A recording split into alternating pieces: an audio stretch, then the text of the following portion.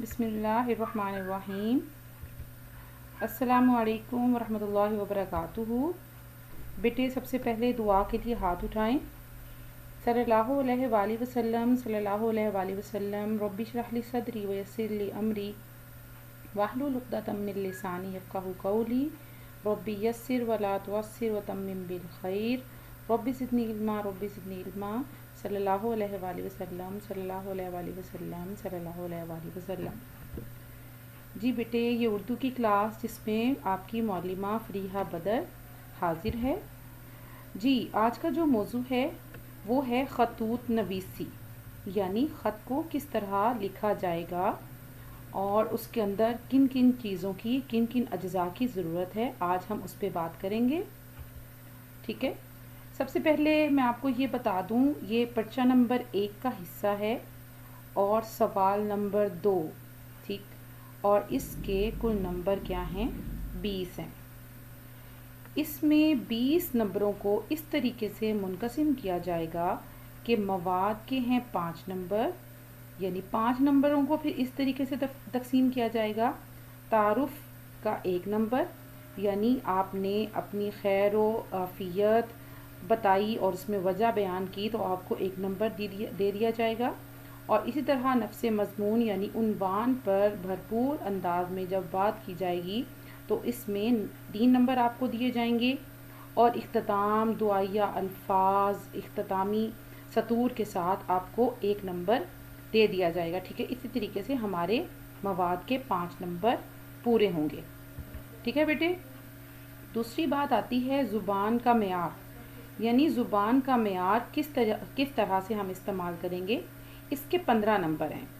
زبان کے 15 نمبروں کے حصول کے لیے کن چیزوں کی ضرورت ہے؟ سب سے پہلے املا، یعنی ڈکٹیشن آپ کی بہترین ہو، کسی قسم کی املا کی غلطی نہ ہو، اور گرامر درست ہو، یعنی فعل ماضی، حال، مستقبل، ہے، ہو، کا، کی، کے کا استعمال آپ کا مکمل طور پہ درست ہو، اور موقع کی مناسبت سے محاورات، تراکیب وغیرہ کا استعمال بھی کیا جائے، یعنی محاورات جو ہم یاد کرتے ہیں، اور آپ کی کوشش یہ ہونی چاہیے کہ موقع کی مناسبت سے برمحل محاورات لگائے جائیں۔ تراکیب کا مطلب یہ ہے کہ ایسے الفاظ جیسے آئے، روز، نت، نے، بہانے، اس قسم کی تراکیب کا استعمال کیا جائے گا تو آپ کی زبان کا معیار زیادہ بہتر ہو جائے گا۔ ٹھیک ہے، اور معیاری الفاظ کا برمحل اور درست استعمال ہی بہتر گریڈ کے لیے معاون ثابت ہوگا، یعنی یہ چیزیں بے حد ضروری ہیں۔ 15 نمبر 20 نمبر میں سے 5 نمبر صرف اور صرف مواد کے ہیں، اور باقی 15 نمبر آپ کی زبان کے معیار کے ہیں، یعنی زبان کے معیار کو جس قدر بلند کیا جائے گا، جس قدر اچھا کیا جائے گا، عمدہ کیا جائے گا، اسی قدر آپ کو اس کے نمبر بھی اچھے ملیں گے۔ اچھا جی، آگے خط کی 2 اقسام ہیں، ایک ہے رسمی خط، دوسرا ہے غیر رسمی خط۔ اب رسمی خط کیا ہے کہ ہم اسکول کے پرنسپل کو یا اخبار کے ایڈیٹر کو یا مدیر کو، ایڈیٹر مدیر ایک ہی اس کے عہدے کے نام ہیں، ایڈیٹر کو خط لکھیں، مدیر کو خط لکھیں، یا پھر میونسپل کمیٹی کے ہیلتھ آفیسر کو خط لکھیں۔ اس کا مطلب یہ، اسے فارمل لیٹر بھی کہا جاتا ہے رسمی خط کو۔ اس کا مطلب یہ کہ ہم کسی بھی عہدے دار کو اس طرح سے خط لکھیں کہ جس میں اپنی کوئی شکایت، کوئی اس کی اچھائی وغیرہ خوبیاں بیان کرنی ہے کسی چیز کی، تو ہم اس کو رسمی خط میں بیان کریں گے۔ ٹھیک ہے، اسی طرح دوسری قسم غیر رسمی خط ہے، جو ہم عموماً کس کو لکھتے ہیں؟ اپنے دوست احباب کو، عزیز رشتہ داروں کو یہ خط لکھتے ہیں۔ ٹھیک ہے، اس میں والدین ہمارے شامل ہیں، ان کو ہم غیر رسمی خط بھی، جس میں ہم اپنے والدین کا، دوست احباب کا تذکرہ کرتے ہیں، ان کو ہم غیر رسمی خط کہتے ہیں۔ یقیناً اس چیز میں زیادہ وضاحت ہو گئی ہے، کلیئر ہو گئی آپ لوگوں کے لیے بات کہ رسمی اور غیر رسمی خط کون سے ہوتے ہیں۔ جی تو بیٹا آگے ہے چند توجہ طلب باتیں، یعنی ایسی باتیں جن کی وجہ سے، جن پر فوکس کرنے سے، جن پر توجہ دینے سے ہم اپنے خط کو مزید بہتری کی طرف لے کے آ سکتے ہیں۔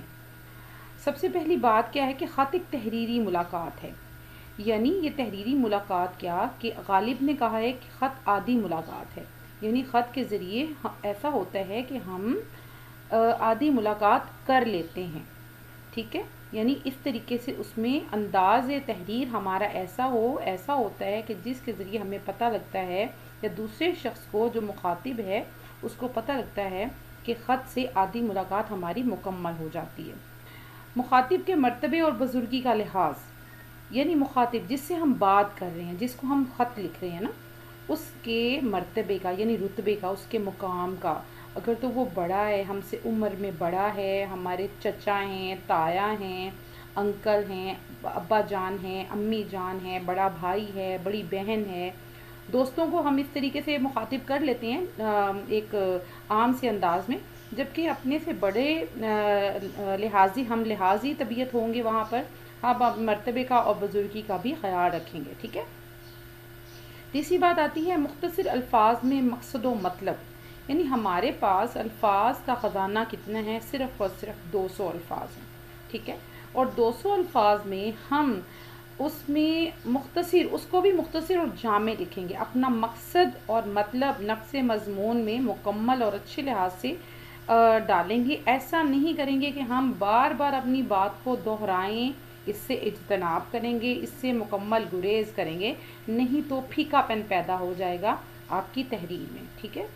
فضول اور غیر ضروری باتوں سے اجتناب، یعنی ہم فضول باتیں جو ہمارے عنوان سے متعلق نہیں ہیں ہم ان کا تذکرہ نہیں کریں گے، ٹھیک۔ اگلی بات جو کہ آخری ہے، طویل جملوں کی بجائے چھوٹے جملے مرتب کریں گے، یعنی ہم لمبے لمبے جملے بنائیں جس سے ہماری املاء میں بھی یا اس کی گرامر میں کوئی غلطی کا امکان ہو، تو ہم کوشش یہ کریں گے کہ ہم چھوٹے چھوٹے جملوں کی شکل میں اپنے خط کو مکمل کریں گے، ٹھیک ہے۔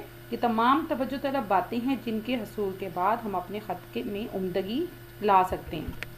اچھا جی، اس کے بعد ہمارا تذکرہ ہے خط کے اجزاء کا، یعنی خط کے کون کون سے حصے ہیں۔ سب سے پہلے جو بات کرتے ہیں ہم لکھنے والے کا پتہ، یہ صفحے کے انتہائی اوپر دائیں جانب اپنے تعلیمی ادارے یا گھر کا پتہ مع تاریخ لکھیں گے، ٹھیک ہے۔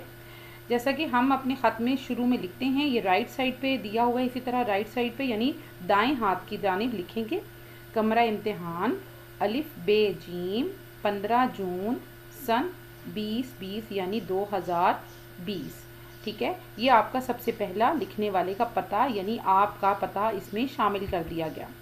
دوسرا ہے لقب یعنی القاب جس کی جمع ہے مکتوب علیہ، ٹھیک ہے، مکتوب علیہ یعنی جس کو خط لکھا جا رہا ہے، یعنی جسے خط لکھا جا رہا ہے کہ رشتے تعلق یا عہدے کے مطابق القاب کا استعمال کریں گے، جیسا کہ اگر بھائی کو لکھ رہے ہیں تو پیارے بھائی جان، اگر کسی مینیجر کو یعنی رسمی خط لکھ رہے ہیں تو ہم مینیجر صاحب، اور اگر ہم خالہ جان کو لکھ رہے ہیں تو ہم لکھیں گے محترمہ خالہ جان، یا اپنے دوست یا سہیلی کو لکھیں گے تو عزیز سہیلی یا دوست وغیرہ، اس طریقے سے ہم مخاطب کریں گے۔